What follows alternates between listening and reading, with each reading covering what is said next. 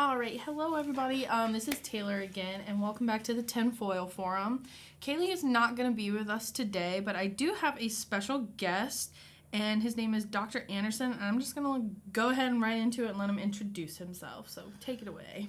Hello everybody, my name is Dr. David Anderson. I'm an instructor in the Anthropological Sciences Department here at Radford. I got my PhD from Tulane University in anthropology, and my sort of traditional academic specialty is in studying the ancient Maya, but I have an increasing and growing fascination with problems with pseudoscience and pseudoarchaeology and why these topics are just so popular when there's actually just so little data or information to support them. Okay, yeah, that's why I'm having him on today, guys. I was really excited. I talked about this last week because I was trying to get him on my show. I know I wanted to do it last year, but I just didn't want to bother you because I didn't feel like I had that, connection yet where I could be like, hey, come on my radio show. But today you sent me a topic, and you seem very passionate about it. A little bit. The lost city of Z, and just pseudoarchaeology in general. And to my understanding, pseudoarchaeology is a pseudoscience, and it focuses on the promotion of archaeology and the way it doesn't meet basic standards of the scientific method, and that it just kind of claims things that are rambunctiously not really near the truth. Yeah, it's a hard one to define sometimes. Yeah. And I'd like to be specific about this because I don't think it's not just bad archaeology. Mm-hmm. It's not archaeology that I disagree with. Mm-hmm. I'll get a lot of people, coming at me online and elsewhere, sort of saying like, "Oh, you just don't like this interpretation," or right. "Or you're just closed-minded and you're not thinking this through."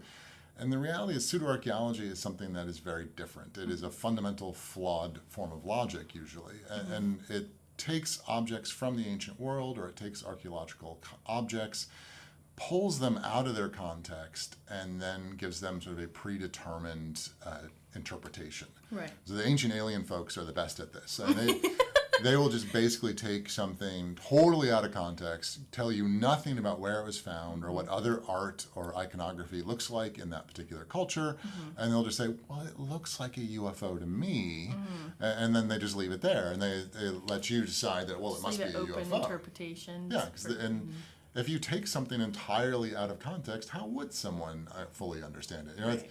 This is one of the lines I've said before. It's like, let's grab a random Superman comic book and let you read one Superman comic book and that book alone, and then try to pretend like you understand the history of comics in America and how it's influenced pop culture. And that's what they're doing. Mm-hmm. See, I think with the people that come at you online, most of the time, the demographics are just people who just have no idea what's going on in general, and they've fallen victim to the pseudoarchaeology. They're like, well, it makes sense to me. Why does it make sense to you? Well, and there's one of the central issues, there's a real tendency to think anyone who believes in these sort of claims is dumb. Mm-hmm. And I think that's a flaw, and we shouldn't think that way. Right. I think one of the greatest examples I came across was 5-10 years ago. I picked up a book off the shelf, just in the bookstore, called 1421, the year the Chinese discovered America. Mm-hmm. And it's a whole book about this Chinese sailing fleet that left China in 1421 with orders to explore. Mm-hmm. And basically, while they were gone, there was a government change in China, and there was a much more xenophobic regime that took its place. And so when this exploration, the boats came back, all records of where they went were destroyed. And this guy who wrote the book, Gavin Menzies, tried to make an argument that this fleet explored the North and South America and Australia, all sort of decades before Europeans did. Right. And this is one, I was I think an advanced grad student at this point. I was super into archaeology and pseudosciences at this point. And it took me halfway through this book before I realized it was total bunk. Mm-hmm. And it was about sailing in ancient China, and subjects I find interesting but don't really know that much about. Right. And so these kind of conspiracies to me play on interest and intelligence, but not comprehensive knowledge, basically. Mm-hmm. And so that they're looking to grab people who know a little bit about something, they know a little bit about the ancient world, and they want to know more, and they're sexy and they're fun. And so they think they play on interest and excitement and enthusiasm, not ignorance and stupidity. Mm-hmm. Well, that makes sense. But so when I took your class, you're the whole reason I changed my major. And yes, everyone should take anthropology classes. Yes, they should. Because honestly, I was a programming major, and I was like, this is whack. I hate this. I can't stare at a computer screen all day. And then it's funny because you were in the class that I was going to beforehand, and I would see your slides about last year, the iTech class that came in after. I was in that class, and I would always watch your slides and like, that looks like so much more fun. And then I'd go into this boring class about ones and zeros and loops, and I'd be like, this is awful. And I really like how you're so passionate about what you talk about, because it's like, that's the kind of professors I like taking, because it's like, it's not just, oh, well, I got my degree so I can tell you guys about this. You're like, this is what I do. I love it. Ancient Aliens, whack. And I'm like, yes. Because I used to watch Ancient Aliens all the time. And I, like you, when you got halfway through that book, I got to the episode where they were talking about there's like this mystical void in the center of one of these pyramids. And they're like, it could be a portal to another universe. And I was like, okay. I've had just about enough of these claims, because that guy that's always on the memes where he's like, aliens, it's just like, it's him just all the time. Like, there's never like anyone who's accredited in that field I see on that show. Well, if you want accreditation, his name is Giorgio Tsoukalos, and his degree was in sports management. And there's nothing wrong with that, but it doesn't actually give him any kind of background in the ancient world or archaeology. He used to run and organize bodybuilding competitions.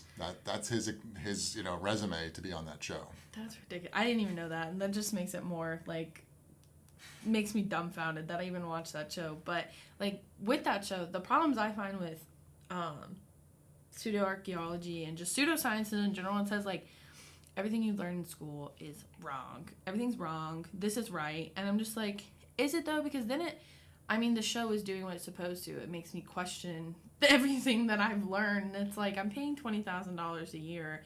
I should probably trust the people that have these degrees and aren't just in it for the money, because obviously, I'm not Indiana Jones, and I'm never going to be rich off of doing what I love, but I'll be happy.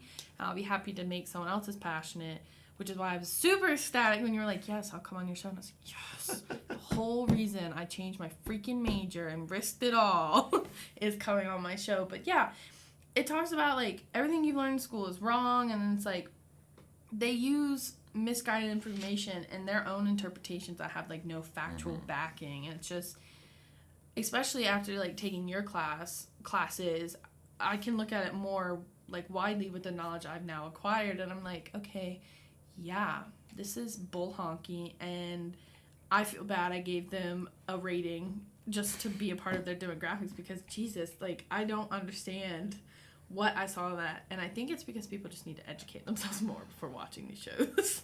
There's a whole lot. The more you know, and they leave so much out. If we talk about Ancient Aliens in particular, the TV show leaves out so much information. But they have a very interesting relationship with authority, and we see this throughout pseudoscience. That there's constant appeals to asking big authoritative figures to endorse these pseudoscientific claims, and yet when the authorities dismiss them, that's just as wonderful, because that shows that they're on the right track. And this literally happened to me several years ago, where I was giving a talk about the Maya calendar in advance of the 2012 Maya calendar apocalypse stuff. And someone came up to me after a talk and said, I've got these objects I found with my metal detector. I'd really like to show them to you and ask what you think. And eventually he sent me his webpage. And it was they looked like metal slag to me, as far as I could tell. And every once in a while, one of them looked a little bit like an Egyptian object, or a little bit like something from ancient Mexico. Right. And he was like, well, this is proof that West Virginia, where we were, was the crossroads of the ancient world, that all of these ancient cultures came to this space. And I found out many years later. I wrote him an email back and said, I'm sorry, I don't think this shows, what you think it does. And I tried to say, like, this is what to convince someone like me, you would need X, Y, and Z. Like, this is the kind of context you need to demonstrate that these objects are really ancient and that they belong to these cultures. Right. And I got this horrendous email back that was all very, very full of profanity and referred to my profession as an entire joke. And I clearly don't know what I talk about. But he came to you for help. But he came to me for help. And it was a couple of years later, I was talking about this in the classroom, and we were talking about, the issues of engagement. Should I have talked to him or not? And I was telling the students about this email exchange, and they were asking about his website and wanted to see the objects. And so I went online to see if I could find his website again. And sure enough, I found his website, and he had taken my email along with several others he had received, and it was like a badge of honor on one page, part of his webpage, of all the authorities who had told him he was wrong, and how all of those people telling him that he was wrong, just made him all the more right. Yeah. That we were, covering up the truth in this whole process. I don't even think you told him he was wrong. I think you just said, I don't think these are where you think they're from, which to a person who, like me, is studying your profession, I could see what you're saying, but to someone who has, like, what is it, not EMIC, like an outside view on this, the subject, they would be like, well, I could see why, because you're just supporting him because he's telling him he's wrong, and that makes him right. And I think that goes back to just, like, I talked about Area 51, and, like, how people are like, oh, well, they don't want me to go there, and it's really like, like, did I find it? Are there aliens? And it's because if someone literally says, I don't know, that means they're hiding something from me. And it's like, no, that's not. They might literally just not know what your bombarding emails and questions are asking, because it's not, like, a justifiable claim. This floats around issues that are often referred to as confirmation bias, where it's like you're predetermined. We're all predetermined. We all have these problems to take whatever new information you encounter and use that to support what you already believe. Right. And we really have to be careful about these issues. That there are plenty of times archaeology has been wrong. There are plenty of times I have been wrong, and will be again in the future. And so we always have to be willing to let new information. We have to reassess our ideas with new information. Right. And if you're not willing to reassess your ideas with new information, there's a problem. Yeah. The saying, you can't teach an old dog new tricks, does not apply to anthropology, because unfortunately we are studying humans and we are humans. So interpretation and bias does come into the play, but it's like you need to look at the facts as well. Because, in my philosophy class right now, we're just talking about kind of how, like, humans are more biased to believe people who have the same opinions rather than to look out. And with the elections and things, the class got pretty heated, and I was like, because it's like, how about we stop looking at the person that's running, instead let's look at the party and what they're doing with the person, because Ted Cruz didn't even have an ad campaign. There have been all kinds of, the psychologists are doing really interesting work these days. They're always doing interesting work, but on group thinking experiments, and people are far more likely to support.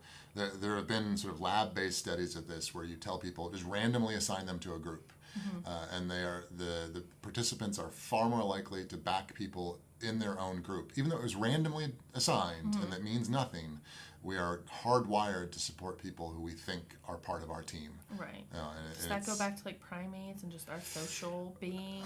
I would like to say yes, but I am not a neurologist or a psychologist in the end, and so I would avoid making any definitive statements on that. Exactly. We can't make assumptions, because that's exactly what we're talking about right now. Yeah. But, so I went online, and, I was doing my research, and it said that one of the biggest backings for pseudosciences now is actually the internet. And the internet forums, Dr. Waltraw was like, this is a breeding ground for just all these pseudosciences claims, and that's where people get their things from, and facts with air quotes around that, because it said internet forums especially are breeding grounds for ignorance in the form of conspiracy theories, frauds, hoax, religious delusions, and ambiguous methodologies. And I was like, yes, that's exactly what I would have to agree with. And it was they also said that most people making these claims are only after money and fame instead of the truth.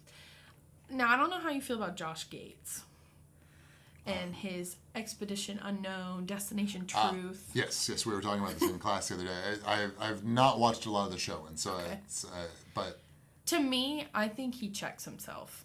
Like, people often relate him to pseudo-archaeology and sciences. The archaeology part can't see that, because he doesn't claim that he knows all this stuff about it. He's like, he literally says, I've done my research on the internet, and this is the conclusion I've come to. Which I think, it's on the same channel as Ancient Aliens, but I think he checks himself along the way. He checks his producers and everyone around him that are like, "What?" And you should watch it and come up with like how you feel about it, because I'm interested in that. But he even was like, sometimes everything I know is wrong. Something I quote unquote know is wrong. And he's like, but I think he isn't in it for like the money. And I want to say that because you can tell when a person like you, I keep bringing up, when you're just so passionate about something, like he is literally an explorer. He is the like modern day Indiana Jones. All right. And okay, not with all the backings, you know. There's all kinds of Indiana Jones context that's problematic. Indiana Jones is just in like, he's an explorer. He literally just gets to travel and do like what he wants. He picks it, or people email him.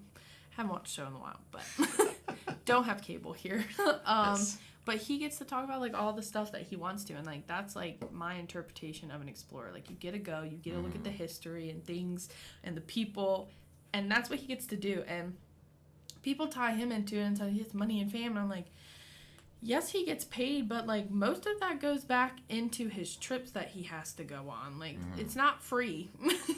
Well, and I would add to that too. I mean, we live in a capitalistic society, and that, I don't mean that as a judgment call of we should or shouldn't. We just do. Yeah. And I've had, I've seen a few people talk, particularly about professors at universities, like, oh, they don't care about this. They just want to write a paper and get tenure. And this was specifically about a TV show that was showing people who were looting archaeological sites and selling the objects to feed their family. And there's some interesting issues here. If you're feeding your family through, that is your career, and you are making money that way. And, right. There's lots of unethical careers we could argue out there. But these folks who are looting sites and selling the objects were complaining about the academic archaeologists who were calling them unethical and saying, like, how dare they? I need these artifacts to feed my family. They just need these artifacts to write a paper and get tenure. Right. Like, well, you know what? That's how your professors feed their family too. If we don't write papers, if we don't get tenure, we don't have a job anymore, and we're back out on the street. And so it's the same thing, actually. And it is one of those things that, like Giorgio Tsoukalos from Ancient Aliens is now in a McDonald's commercial right now. That bothers me, and I think there's some very real ways in which it mostly bothers me because McDonald's is now endorsing an open conspiracy theory that is rooted in neo-colonial violence against indigenous people. Right. But that's a whole other conversation. But he is profiting off of this in an extreme way, and I think there's a line in there somewhere, and it's always hard to find. We all need a job. We all need to feed our family. We shouldn't attack people for getting paid for doing these things. Right. But at some point, there comes a line where it's like, wow, the History Channel executives have basically openly said they don't care if their programs are accurate. They just want the ad revenue. And the demographic. Yeah.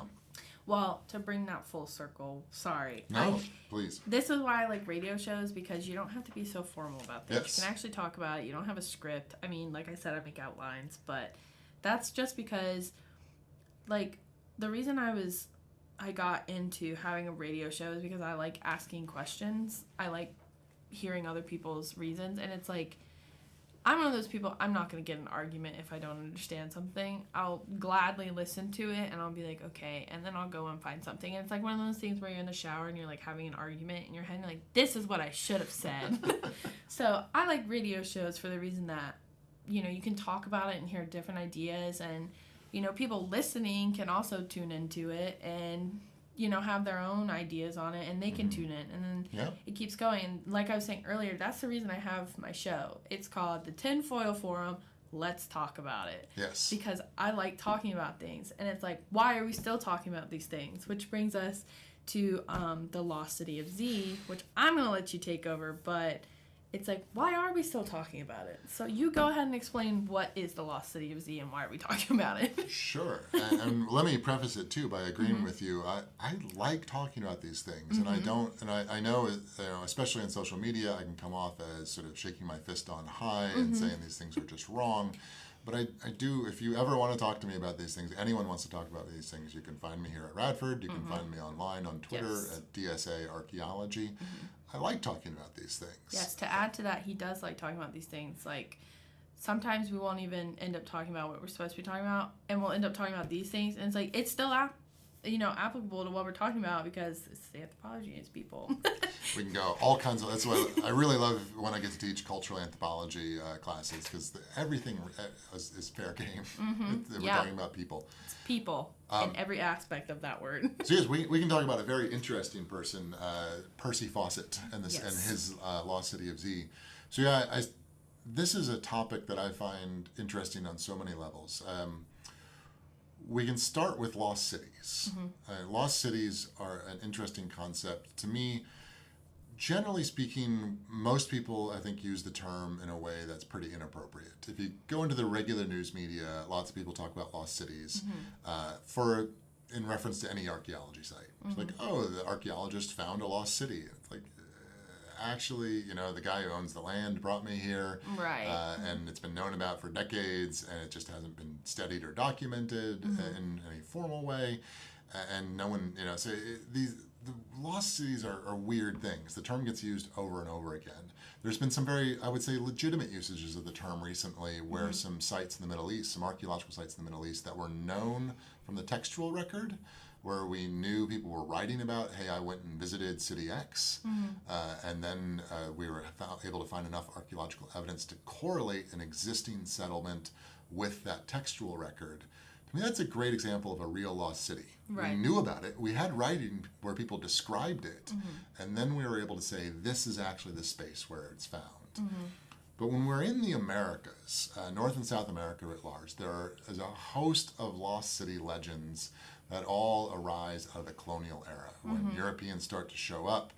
And we see this from the very get-go, even from Christopher Columbus. When Christopher Columbus shows up in the Caribbean, he is after material wealth and slave labor.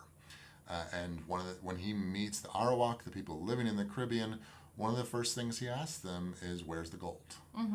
And it turns out that after he was around for a few weeks and he was not treating the locals very nicely, and he and his sailors were taking all the local food and everything else. Eventually, the locals realized, what if we just told him that there was gold, that Chinese stuff that he says he wants? What if we told him it was on the next island over? And so they do. They say, hey, you know what? There's gold. There's all this gold in the next island over. And we get in Christopher Columbus's journals, there is a vast city of wealth and gold on the next island over. I'm heading that way. Right. No, but I never found it. Though, I don't know where. It was out there somewhere. And this goes all the way to the heart of things like El Dorado. El Dorado hits the exact same things, where we have, I'm forgetting the name of the particular individual, Pizarro. Pizarro leads an expedition into the what we know of as the Amazon basin today, looking for a city of gold. Right. And the entire origin of that expedition was locals had said, hey, it must be, don't bother us anymore. Go that way. They've got the shiny stuff. Right. And there are incidents where Pizarro is torturing natives, demanding that they tell him where the city is, and they keep, after hours of torture, they will eventually say, yeah, it's that way. Keep going that way. And this is the origin of virtually all of the lost city stories of the Americas. Right. It is colonial violence. The city of Z is a different story, or slightly different story, should we say. The city of Z was not proposed to exist until the 1920s. And this was all centered around the work of Percy Fawcett, who was a British explorer. Or surveyor would be a better term. Right. Literally, he learned surveying skills at the Explorers School. There was an Explorers School in England. Sounds great. I think that's the perfect sign of late colonialism, is when you can go to school to become an explorer. Oh, yeah. He worked in the Amazon basin on a number of different survey trips, where he was sent to the Amazon to survey the borders between different countries in South America. And he was good at his job, and he was particularly hardy. All of the accounts we have from himself and other people that interact with him, most Europeans who went into the Amazon faded quickly. It's a hot, humid place with lots of insects and lots of different dangers that people can encounter if you're not used to it. And Fawcett survived very well in this atmosphere, and he felt like he was at home in this atmosphere. Right. You read his writings, and when he talks about the Amazon, it is with love in his heart. This was the place he always wanted to be. And over the years of surveying in the Amazon, he develops a theory or a claim that somewhere in the heart there is a city that no one has encountered before, and that he hopes that he can be the one to encounter. Right. And this becomes an absolute obsession for him, that he must keep going back to the Amazon because he must find this place. Now, this story has been dramatized a couple of times recently, perhaps most notably to the listeners in a movie that came out in 2016 called The Lost City of Z, where it was all about Percy Fawcett and his hunt. And it was a really interesting movie to watch for me. I think it's in terms of historic movies about real world people, I think it was one of the most inaccurate movies that accurately captured the spirit of the endeavor, if you will. Like in its individual details, they were off over and over again, but it still, I think, is a pretty good portrait of, in essence, sort of who Fawcett was. I think the most revealing part of that movie to me was that he returns to the Amazon several times in the movie, and he always brings his friends with him. Right. And they are his boon companions, and they help him in his endeavors. And in reality, he always brought a new group of people every time he went. I think that tells you a little bit about his personality, that he did not have those boon companions who always supported him. This was his personal obsession. Right. The way that this story is often portrayed in the movie and sort of the magazine articles that come out about this is that Fawcett came across indigenous peoples who told him stories about this city, and then he came across things in the movie in particular that they show him finding pottery. Right. And he gets all excited and says, like, wow, look, there's artifacts here and there are people here. There must have been a larger population here. Right. And that's a very small portion of the story. He did find pottery, and at least reading his journal that was published posthumously after he died, he doesn't seem to have been very impressed by that pottery. Right. He mentions it, and he's like, yeah, moving on. But he gets much more excited about some other objects that he finds. And he gets really excited where he says some random individual shows him objects that he thinks are made out of metal and look like Egyptian objects. And all of a sudden I'm having flashbacks to my own personal experiences of people showing me metal objects. They're like, I swear this is an ancient Egyptian object. And he says, he looks at these objects and he says, they're undoubtedly very old. He doesn't tell us how he knows that or how he's dating them. He just assumes they must be very, very old. And the man won't tell him where he found them. And that fires the conspiracy nerve. He's like, well, they must be somewhere special. They must be from somewhere secret. There must be something else going on here. So it's objects like this that get him far more excited than the pottery.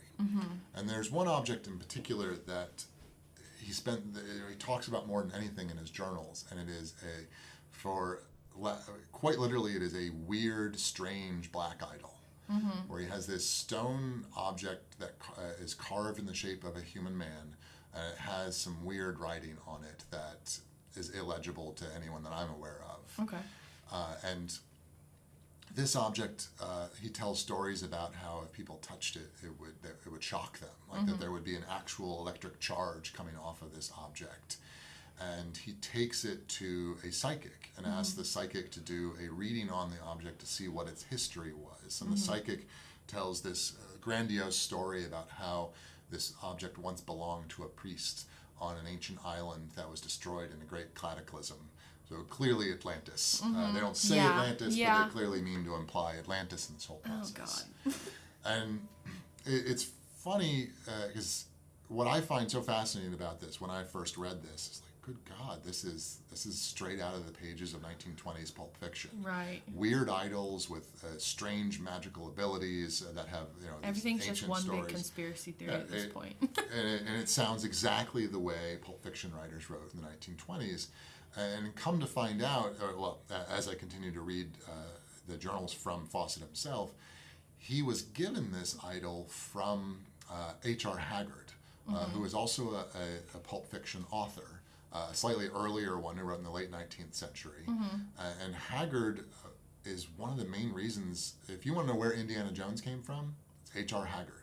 Okay. He wrote the original adventure stories about sort of one white man going off into the jungle and finding ancient lost cities and all of these things. This is the root of the archaeologist as pulp fiction hero that George Lucas literally adopted for Indiana Jones. Haggard would incorporate ancient cities, lost cities, mystical objects, and spiritualism into his stories. And so it's very funny to me that, maybe not haha funny, but sort of weird funny, that Haggard was the one who gave Fawcett this idol. Right. And what its true origins are, I don't know. There's this wonderful point where Fawcett describes taking this idol to the British Museum and showing it to experts at the museum, and according to Fawcett, they tell him it's not a fake. Right. Which, as an archaeologist, I find this story really hysterical, because if you randomly show up at a museum with an object that you think came from Atlantis, I'm just going to tell you that they're going to send you to someone, the lowest person on the totem pole. They're not going to send you to the director's office. They're going to send you to the person who has to deal with all of the people who come in who they don't want to talk to. And if you, but strictly speaking, from an archaeological perspective, and I've had this happen to me a lot, where people will say, "Hey, my uncle found this in our backyard," or so and so. This is something that was passed down in our family. Like the kid with the arrowhead. Yeah, it's if you show me something and you don't know where it came from, and I don't know where it came from, and it's impossible to say whether it's an authentic artifact or not. Right. I've never seen a statue like this before. I've never seen writing like this before. That doesn't mean it's not actually an ancient object, but it does mean I can actually tell you nothing about it. Right. And so the idea that someone at the museum, he walks away in his journals talking about, they said it wasn't a fake. This is amazing. This means that clearly there's an ancient Atlantis connection in the heart of the Amazon forest. But it's like, no, that's not what they said. They just said, I don't think it's fake, but I don't know where it came from. And it's like, it's these strange, weird objects that really push Fawcett to saying there is, a city in the middle of the Amazon, right. not the pottery that he stumbles across here and there. The legends that he hears are stranger and more problematic, and this is what people really don't like talking about, because people love celebrating Fawcett, because in essence, we've skipped past the exciting part here. He's obsessed over this story of Z. Right. And eventually, his final mission into the heart of the Amazon, he's going looking for this city, and he brings his son and a friend of his son on this trip. And they refuse to tell anyone where they're going because they don't want to be scooped. They don't want someone else to find it first. Right. And ultimately, none of these three men are ever seen again. And they disappear into the heart of the Amazon. And for decades, people kept looking for Fawcett. For as much as 50 years later, people would come out with stories saying like, "Oh, I ran into this old white guy in the heart of the Amazon, and he wouldn't talk to me, but it must have been Fawcett." Right. So there were stories like this that went on for ages and ages. People just became obsessed with trying to find him or what had happened to him. And so this was, it's been a romantic story for a long time, which is, in my heart, you ask, why are we still talking about this? It's a romantic story. It's an exciting story. A man who's obsessed with a lost city disappears in the jungle, never to be heard from again. We tell stories like that all the time in our fiction. Right. It's a campfire story for most people, but for some people, it's like, no, this is nonfiction, real life. I met him. It's like, did you? The dark side that people don't like to talk about and is the racial component that is tied up in here. Because if we start talking about, why did Fawcett believe the city was there? It was not just the objects. He was told many a time by different people that they had seen ruins deep in the Amazon. Right. And there are lots of accounts in his journals about this. And they're very interesting to read for me, because a lot of times people tell him, "Oh, we saw something big and grandiose," and sometimes I tell him like, "Well, yeah, there's something out there. I'm not sure quite what it is." I spent years of my life working in Mexico doing informant-based survey looking for archaeological sites. Right. Where we would roll into town, strike up conversations, ask people about ruins, where were they, how big were they, how could we get there. Exactly the kind of conversations that Fawcett was trying to have with people. Right. And I did that for 2 years. And it was always an exercise in absurdity. You would talk to some people, and you're a weird foreigner, and some people wanted to get rid of you. Some people wanted to ingratiate themselves to you, and I heard all kinds of stories. Like it was small, but you actually get there and it's like blown up and it's huge, and they're like, oh, that's nothing, and you're like, that's something. It would happen all the time. People would tell us it's really big. We'd get there, it was small. They would tell us it was small, and we'd get there, it'd be huge. One guy told us once that he would take us out to a cenote, which is a limestone sinkhole, and he said, in the center of the cenote there's a pyramid, and there are dolphins that jump over it, and we got there, and there was nothing there. There was a cenote, it was beautiful, and we turned and asked him, like, where are the dolphins? And he's like, I don't know. And he's like, and what about the pyramid? He's like, oh, it's just underneath the water. And people tell stories. We like to tell stories. Right. It's fun and it's entertaining. But if you take, and this is clearly what Fawcett does when you read some of the accounts in his journal, he takes every story that someone tells him as being literally true. Yeah. He has no filter whatsoever. We see this time and time again. He has all kinds of things. Someone tells him they saw wild ape men in the Amazon. He writes it down as true. He says people, saw him, that the Inca used to have a leaf that they could rub on the stones to turn them soft, and then that's how they built their walls. And he writes it down as true. There's lots of ghost stories in his journals. Right. And anytime anyone tells him something, he has no filter. He has no ability to critically filter out anything. It's maybe just a story, maybe it's just fun. He just accepts it all as true. I think with his obsession, he slowly started to form like an actual mental obsession. Like obsession where it's one thing, where it's like, I like this, it's fun, I'll do this all the time. Mental obsessions where you can't eat, sleep, like you have to do it. And there was a movie a while ago, and I talk about this literally almost every show, where movies and entertainment of modern day has formed and shaped people's ideas of archaeology and sciences and all this. Like, they don't even want to hear the facts anymore. They take the stories that people pass down because, we talk about that's how it used to be, and they were campfire stories. They were normally told literally around campfires. But he formed like a mental obsession with it, and then at that point he had already like proven himself that he was right in his mind. And like when you're talking about, that's why he kept bringing different people. When he couldn't convince them, he replaced them and said they were like the same people. There's some wonderful quotes in his journals too, where he basically says, just because I talked to so and and he already explored that part of the Amazon and didn't find a city, but that's not good evidence. He repeatedly refuses to have anything change his idea. And there's a really interesting article. He was a deeply devoted spiritualist in all of this too. And a couple of years before he died, he wrote an article titled "Obsession" for a spiritual magazine, and it is all about how where does obsession come from? It is in essence you're possessed by demons basically. It's a far more complicated article the way he phrases it, but if you read between the lines, people get obsessed by, or they're possessed by these otherworldly creatures, and that causes their problems. And it's a really interesting article because there's no apparent self-awareness in it. Like, he doesn't talk, there's nothing in there about the Amazon or Z or himself.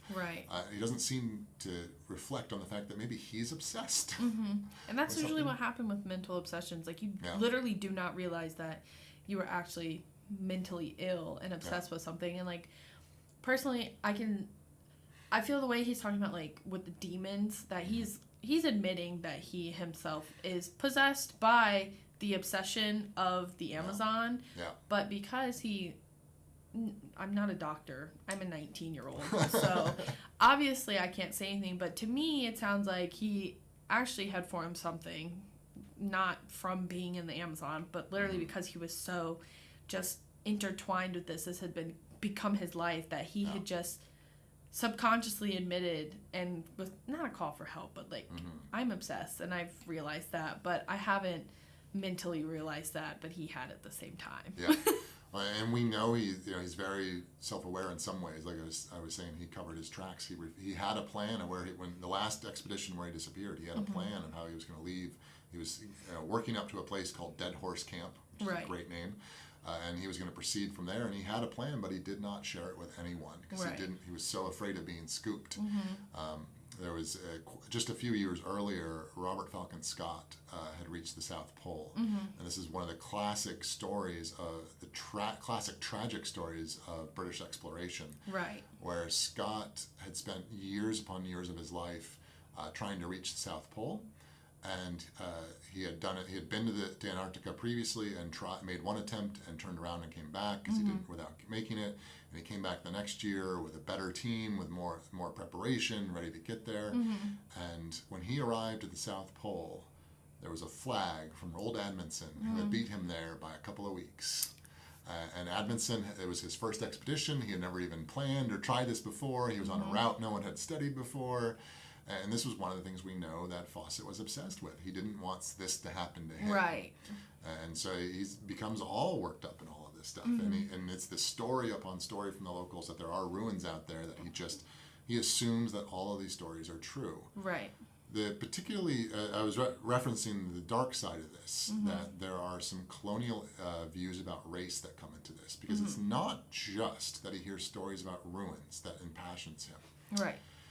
He also relates that, along with those stories, he has told stories about white Indians. And he is very explicit about this, that he says people tell him stories about people with white skin, fair hair, and blue eyes, lost in the Amazon somewhere. And he's very explicit. There's one interaction he quotes and records in his journals that that they're not talking about Europeans who have quote unquote gone native. They're talking about specifically indigenous people who have been in the Americas for hundreds, if not thousands of years, and who are white and not native, not people that we would think of as Native Americans today. This is one that I can say as a modern day anthropologist, no. We have fabulous genetic evidence that shows all Native American populations came from Asia. We have linguistic evidence that shows that the languages that Native American populations speak are descended from Asian languages. Thank you for proving that point, because I was having a conversation with somebody about this. I'm not going to say it, but they were like, no, they just popped up in America. And I was like, incorrect. No. There's a lot of problems with this, and it ties into some political views today of people trying to make other arguments than the one we're talking about today. So we have great genetic data, we have great linguistic data, and we have great archaeological data where we can follow the movement of peoples from Asia into the Americas and tie that.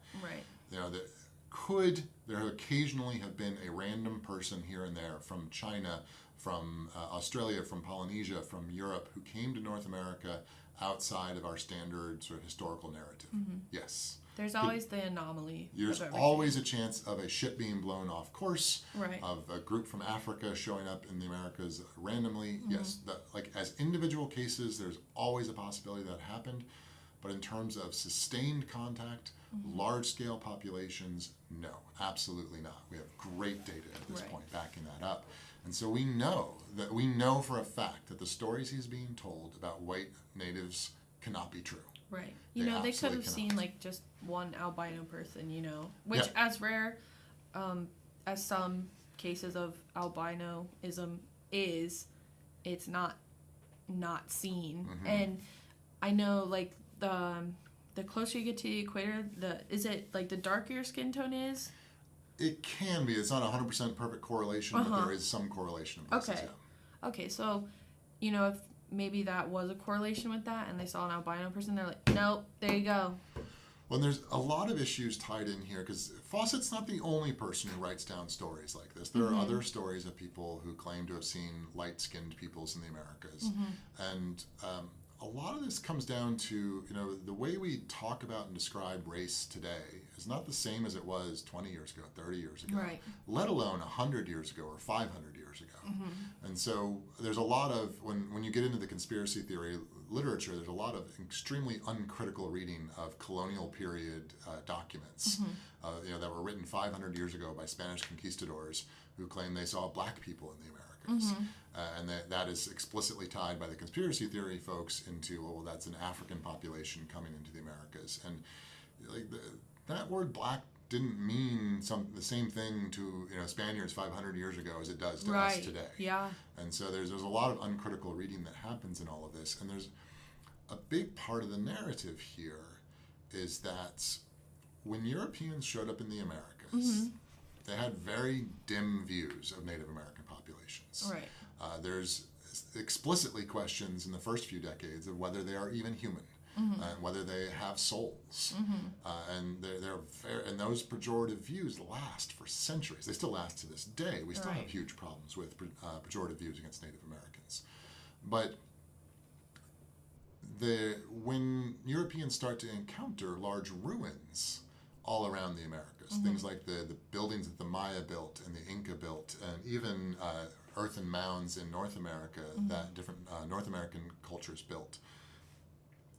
The European settlers refused to believe that Native Americans could have built those buildings. Right.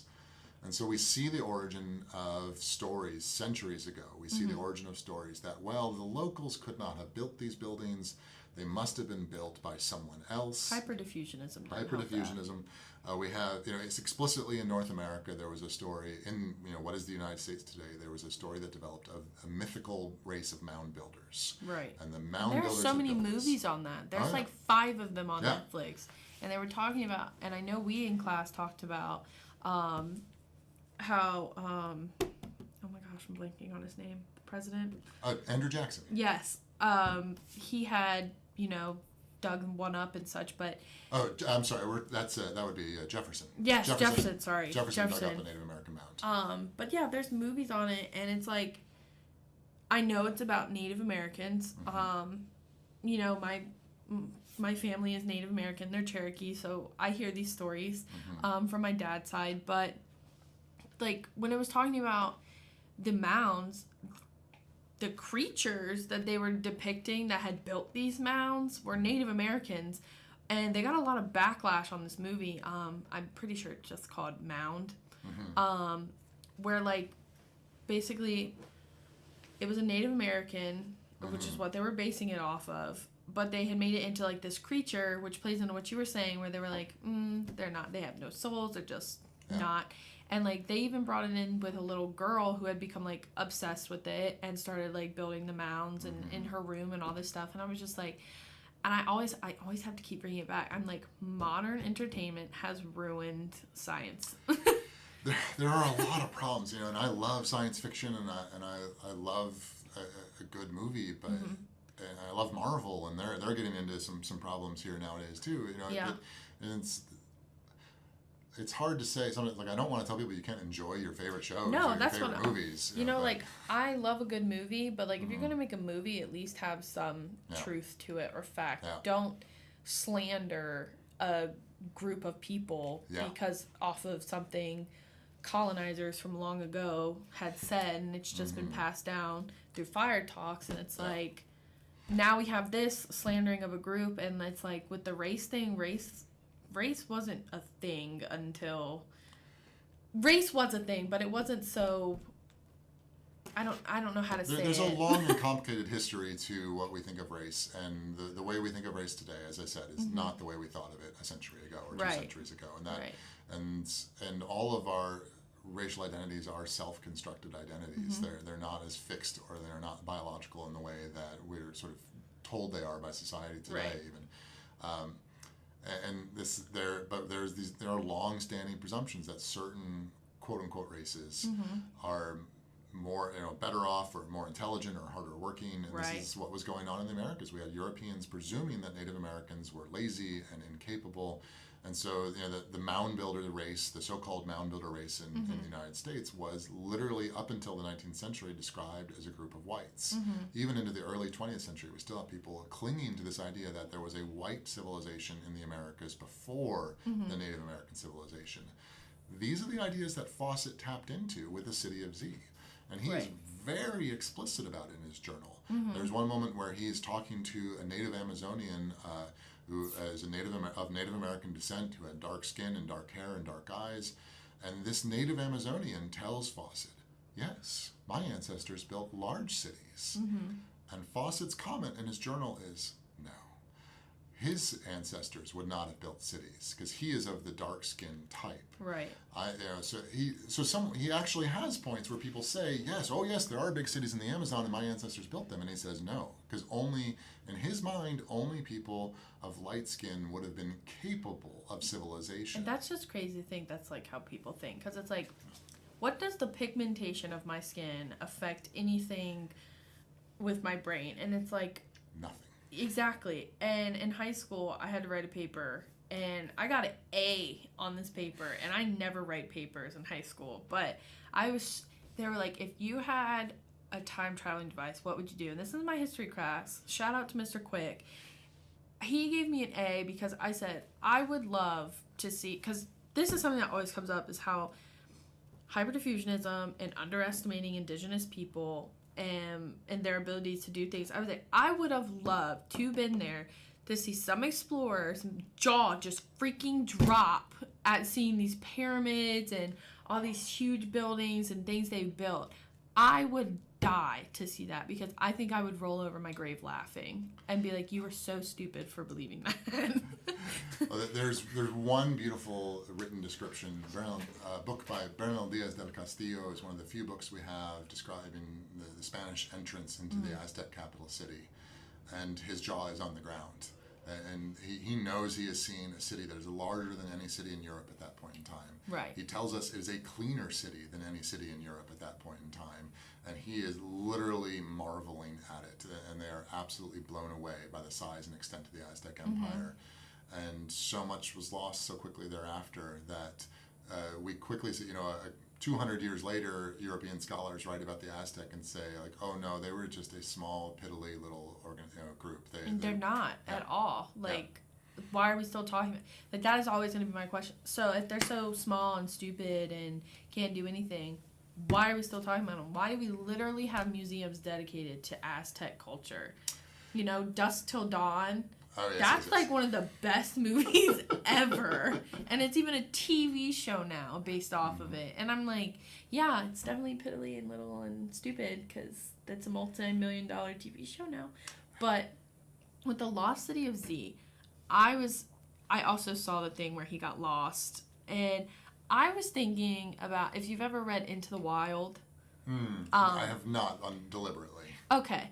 But, so basically, they're not the same person in any type of means by where they just, end up in the nature because they want to get rid of everything. So the guy, Chris, that goes into the woods, like, with our explorer here. Now, if you're talking about them in parallels, they're kind of this, what I would think would be that he finally got into the Amazon, realized, I don't think there's anything out here, and I've totally spent my entire life wasted away on this, and actually had, like, the mental breakdown that we all knew would be becoming of him if he did realize such things, with his broad claims, kind of like Chris did. I would think he would have just sat down in that forest and died, because, that's so awful to say, but, like, when you spend your entire life just, like, on something and, like, ruining friendships and breaking things down, just, like, you're freaking wrong, I'm right.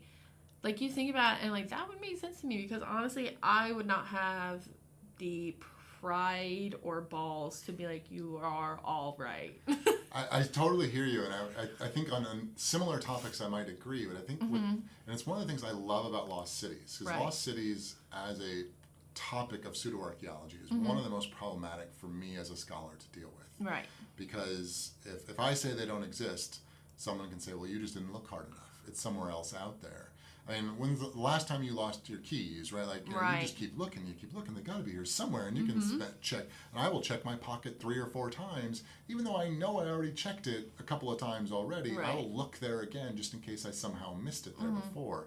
I think with Fawcett and the City of Z, I think you could have run circles around the Amazon forever.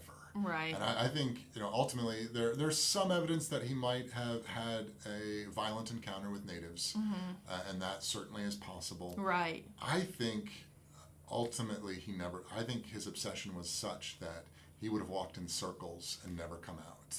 That he would have just kept saying, you know what, it's got to be over there. We didn't look over there yet, right? Maybe we looked over there, but let's look over there again. Yeah. You know, I think I might have talked about this in class once before. You know, when I do archaeological work in Yucatan, Mexico, we're in a jungle environment that is nowhere near as dense and jungly as the Amazon is. And yet, I have been a meter or two away from a pyramid and not seen it before. Yeah, when you're talking about your friend that literally whacked into this pyramid. I have a friend who literally found a pyramid by hitting it with a machete. He did not see it. It was like an 18-meter tall pyramid. He didn't see it until he hit it with his machete. You know, I think if you're somewhere in the Amazon and you are convinced the city is real, I think he would have walked circles for the rest of his life. Because he was probably playing off of that, like, I'm going to run into it at some point. It's here somewhere. I just didn't look hard enough. He was in a maze, but it was not in that jungle. It was in his head. And he was like, if I keep going left, I'll end up right. And this is sort of the problem with talking about lost cities and pseudoarchaeology, you know, is that for the people who find these topics believable and interesting, there's really no way I can prove that Z doesn't exist, or that I can prove that El Dorado doesn't exist, or my favorite, the Lost City of the Monkey God, which is wonderful, like that one's in Honduras, and there's all kinds of weird stories. National Geographic got involved in that one, and it's horrible. But there's no way to prove that these cities don't actually exist, because all someone has to do is say, well, you didn't look in the right place, or you didn't look, or it's, you know, or heck, that it's that it's degraded now and it's no longer visible in one way or another. And those are not entirely untrue statements. And so it's what drove me into learning so much about Fawcett himself, and asking where these ideas came from for him, and how because as I said, no one before Fawcett ever made this claim whatsoever. Right. And he is the first one to do it, and it is profoundly tied into his own personal belief systems. Right. There's a whole host of issues here with spiritualism that we haven't had time to get into, where, you know, he also tells us that he believes the lost city of Z was home to a white lodge, which is a specific spiritual reference for him to a theosophical belief system, which is a spiritual group that starts in the 1870s in the United States. Is that the Moose Lodge? No, not the Moose Lodge. Okay, I didn't know if that applied into it, because I'm like, oh god. It is a white lodge. It is a white lodge, and in essence, the roundabout story here, to make this simple, is that it would be a place where the knowledge of our ancestors from Atlantis was stored, where the great wisdom of the ancients basically was stored. It would be stored in these white lodges, and the Theosophical Society, or some of the authors behind the Theosophical Society, claimed there were a few of these around the ancient world. And Fawcett became convinced. He got to know the Theosophists when he was a young man serving in the military in Sri Lanka, and he got very, very tied into that worldview, and he brought it in and made it part of his story for the city of Z. Well, you know, we're almost out of time, so I'm going to say this. If we ever find a lost city with the quotes around lost and the Amazon, we're going to have to hold a seance and say sorry, because... Well, this is perfect to come back to, because if you watch the movie about Z, or if you read some of the articles that are floating around out there, they will come back and say, and now, today, archaeologists are finding evidence that the Amazon was inhabited by lots of people.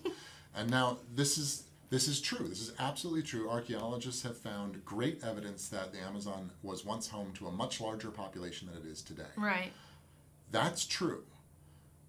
But what archaeologists are finding in the Amazon is in no way, shape, or form reminiscent of what Fawcett described. Right. He talks about very specific things about architecture with walls and slanted buildings and ceilings and roofs. He talks about monuments. He talks about writing systems. Fawcett gives us very specific details about what is going to be found in Z, and none of those details are what have actually been found by the archaeologists. Right. And there's so much more I can say about this. So if you ever want to come back on my show, please do, because I'm pretty sure the people listening would love to have you as well, instead of just me and Kaylin rambling about aliens 24/7. Well, as you know, I always like talking about these things, so hopefully I can come back sometime soon. Of course. But let me see here. Yeah, oh wow, we are out of time, unfortunately, and that is why I like having an hour-long show, because I tend to talk and talk and talk. But if you guys enjoyed this episode and radio show of the Tinfoil Forum, you can find them all on my YouTube channel at youtube.com/taysawesome27. This one will be posted in literally like 30 minutes. So if you want to, check that out and listen in, you can. If you want to follow me on social media, it's at freckle._ on Instagram. If you want to plug your Twitter, because that is what I love looking at. You can find me on Twitter at DSAArchaeology. Yes, as I care. DU Anderson, is that your thing? That was up there. It changed my name every once in a while. So. Well, yeah, thank you guys for listening. I hope you enjoyed. If you have anything you want us to talk about, hit us on our plugged social media, and I hope you guys have a great rest of your day. And thank you for listening.